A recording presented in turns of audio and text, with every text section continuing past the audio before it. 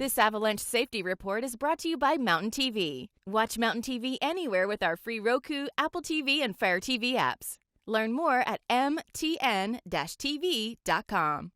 We have a ton of Avalanche information that we want to go over. So let's go ahead and jump in. Where would you like to start for our update?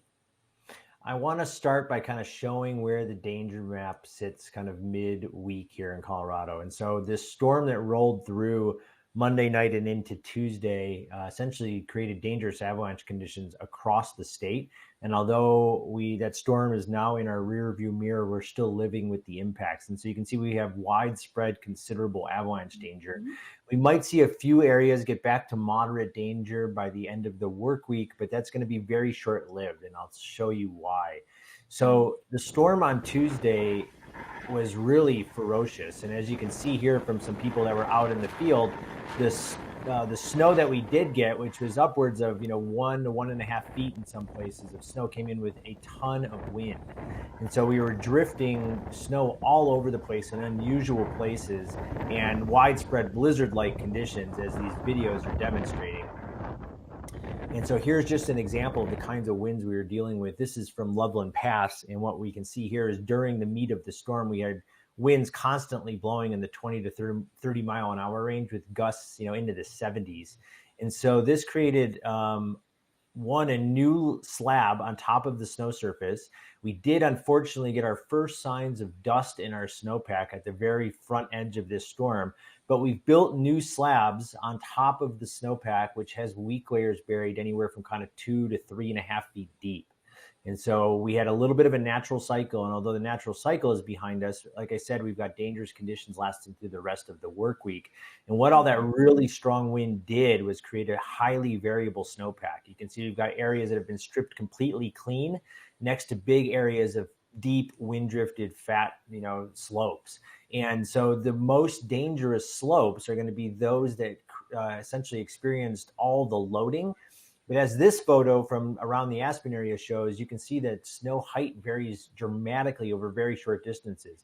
We've got areas that have been stripped clean and have bare ground next to fat wind-loaded slopes like what we're seeing here and here. And so these kind of wind-textured, fat, bulbous features are going to be the most dangerous. And what we really want people to be cognizant of is, because the winds were so strong, these drifted slopes may be in locations you're not used to seeing them. In other words, lower down on the slope, even down into the trees, behind vegetation breaks and things like that. So the drifted slopes are going to be the most dangerous, but in most places, they'll be fairly easy to identify, like this photo is showing. Yeah, now, Brian, also this photo of the Aspen area you've actually taken yourself. And I kind of wanted to ask you, when you're out there capturing photos and being on site in these conditions, what are some few things that you have at the top of mind? Yeah, so, essentially I was, talking with some folks, and we were trying to explain that, these drifted slopes are going to be the most dangerous. And so I thought this photo is actually going to be a really good representation, because if we were out in the field and I was looking at a piece of terrain like this type of feature right in here, and this type of feature right in here, these fat kind of pillows of drifted snow are the places I would avoid. And so I thought this is a really good illustration of what we need to avoid as we move into the latter part of this week.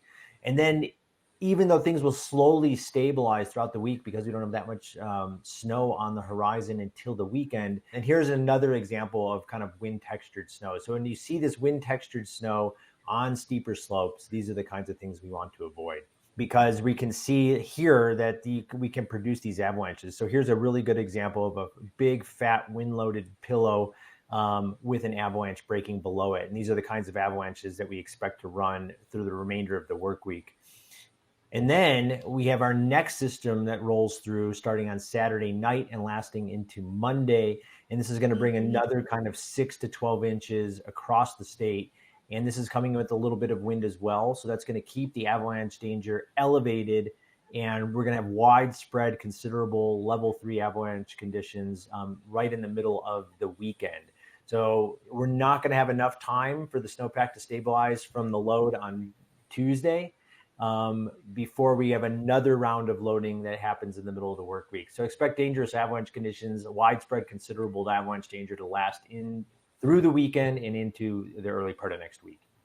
Yeah, it's back to back to back, very busy and strenuous out there. So thanks so much for sharing. And of course, Brian, tell us where to go for those live updates. So important.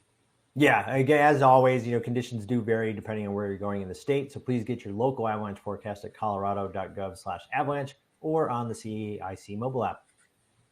Thank you so much, Brian, keeping us in the know, and be safe out there, of course, as always, when you're taking those awesome pictures. But thanks so much for all the updates. Be safe out there. Thank you. We'll see you next week.